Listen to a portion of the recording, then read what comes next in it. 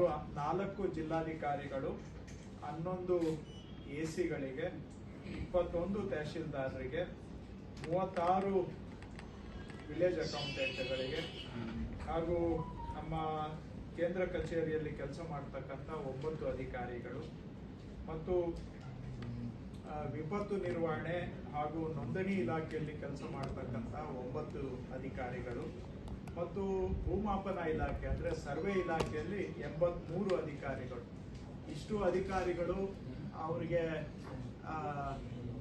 Objective criteria, ಯಾರು ನಾವು ಈ ಪರ್ಸನಲ್ ಸೆಲೆಕ್ಷನ್ ಅಲ್ಲ, ಕೆಲವು ಆನ್ಲೈನಲ್ಲಿ ಅವರ ಪರ್ಫಾರ್ಮೆನ್ಸ್ ಸಿಗುವಂಥ ಕ್ರೈಟೀರಿಯಾ ಇಟ್ಕೊಂಡು ಸೆಲೆಕ್ಷನ್ ಮಾಡಿ ಅವರಿಗೆ ವರ್ಷದ ಅತ್ಯುತ್ತಮ ಕಂದಾಯ ಅಧಿಕಾರಿ ಅಂತ ಒಂದು ಪ್ರಶಸ್ತಿಯನ್ನು ಕೊಟ್ಟು ಅವರೆಲ್ಲರೂ ಕೂಡ ಏನು ಉತ್ತಮ ಕೆಲಸವನ್ನು ಮಾಡ್ತಾ ಇದ್ದಾರೆ ಅದನ್ನು ಅವರಿಗೆ ಅವರ ಕೆಲಸವನ್ನು ಕೊಡುಗೆಯನ್ನು ಗುರುತಿಸ್ತಕ್ಕಂಥದ್ದು ಮತ್ತು ಒಳ್ಳೆಯ ಕೆಲಸ ಮಾಡ್ತಕ್ಕಂಥವರಿಗೆ ಪ್ರೋತ್ಸಾಹ ಮಾಡ್ತಕ್ಕಂಥದ್ದನ್ನು ಮಾಡಿದ್ದೇವೆ.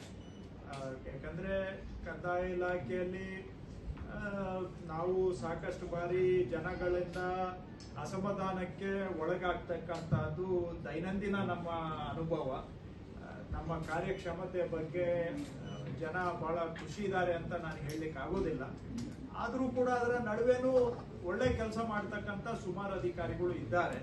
ಮತ್ತು ಕಳೆದ 1 ವರ್ಷದಿಂದ ನಾವು ಏನೇನು ಕೆಲಸಗಳನ್ನು ಕೊಟ್ಟಿದ್ದೇವೆ, ಏನೇನು ಅಭಿಯಾನಗಳನ್ನು ಹಮ್ಮಿಕೊಂಡಿದ್ದೇವೆ, ಅದರಲ್ಲಿ ಏನಾದರೂ ಪ್ರಗತಿ ಆಗಿದೆ ಅಂದರೆ ಎಲ್ಲ ಅಧಿಕಾರಿಗಳು ಕೈ ಜೋಡಿಸದೆ ಹೋಗಿದ್ದಿದ್ರೆ ಪ್ರಗತಿ ಮಾಡಲಿಕ್ಕೆ ಸಾಧ್ಯ ಆಗ್ತಾ ಇರಲಿಲ್ಲ.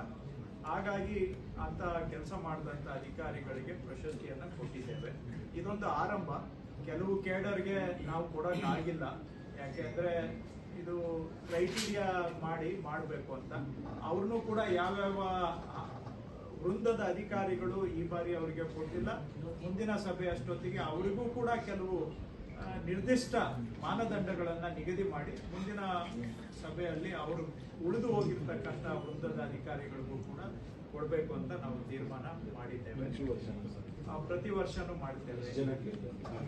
ಇಲ್ಲ, ನಾವು ಟಾರ್ಗೆಟ್ ನಂಬರು ಅಂತಿಲ್ಲ, ಅಂದ್ರೆ ಡಿವಿಷನ್ ವೈಸ್ ಕೆಲವು ವರ್ಕ್ ಅನ್ನ ಡಿವಿಷನ್ ವೈಸ್ ಪ್ರತಿ ಡಿವಿಷನ್ ಇಂದ ಇಷ್ಟು ಜನ ಅಂತ ಸೆಲೆಕ್ಟ್ ಮಾಡಿದ್ದೇವೆ.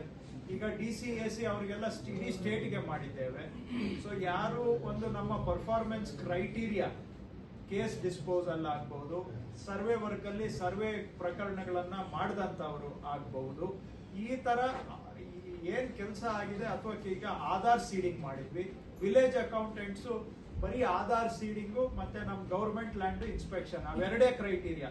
ಯಾರು ಜಾಸ್ತಿ ಅವ್ರ ಪರ್ಸೆಂಟೇಜ್ ವೈಸ್ ಜಾಸ್ತಿ ಮಾಡಿದ್ದಾರೆ ಅವ್ರನ್ನ 36 ಜನ ಸೆಲೆಕ್ಟ್ ಮಾಡಿದ್ದೇವೆ.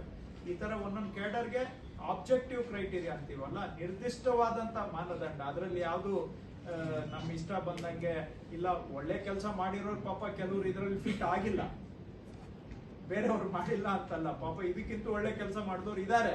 ಆದ್ರೆ ಈ ಆಬ್ಜೆಕ್ಟಿವ್ ಕ್ರೈಟೀರಿಯಾದಲ್ಲಿ ಯಾರು ಬಂದಿದ್ದಾರೆ ಅವ್ರನ್ನ ಆಬ್ಜೆಕ್ಟಿವ್ ಆಗಿಲ್ಲ ಅಂದ್ರೆ ನಮ್ಮ ಇಲಾಖೆಯಲ್ಲಿ ಕೆಲಸ ಮೌಲ್ಯಮಾಪನ ಮಾಡೋದೇ ಒಂದು ಅಸಾಧ್ಯವಾದಂತ ಕೆಲಸ. ಆದ್ರೂ ಕೂಡ ಹಾಗಂತೇಳಿ ಮೌಲ್ಯಮಾಪನನೇ ಮಾಡಬಾರ್ದು ಅಂತ ಹೇಳುವಂತಹದ್ದು ಸರಿಯಲ್ಲ ಅಂತೇಳಿ ಅಟ್ಲೀಸ್ಟ್ ಒಂದು ಆರಂಭವನ್ನ ಮಾಡಿದ್ದೇವೆ.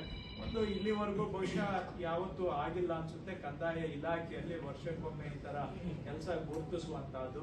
ಅದನ್ನ ಒಂದು ಸಂಪ್ರದಾಯವನ್ನ ಹೊಸದಾಗಿ ನಾವು ಆರಂಭ ಮಾಡ್ತಾ ಇದ್ದೇವೆ.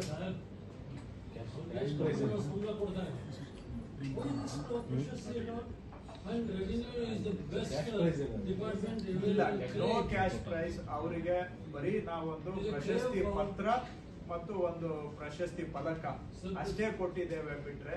ಸರ್, ಅದು ತಮ್ಮ ಅಭಿಪ್ರಾಯ. Opinion is noted. You are know, please don't interrupt. ಇಲ್ಲ, ಆಬ್ಜೆಕ್ಟಿವ್ ಕ್ರೈಟೀರಿಯಾ ನಮ್ಮ ಕಮಿಷನರ್ ಕಡೆಯಿಂದ, ರೆವಿನ್ಯೂ ಕಮಿಷನರ್, ಸರ್ವೆ ಕಮಿಷನರ್ ಕಡೆಯಿಂದ ನಾವು ಮಾಡಿಸಿದ್ದೇವೆ.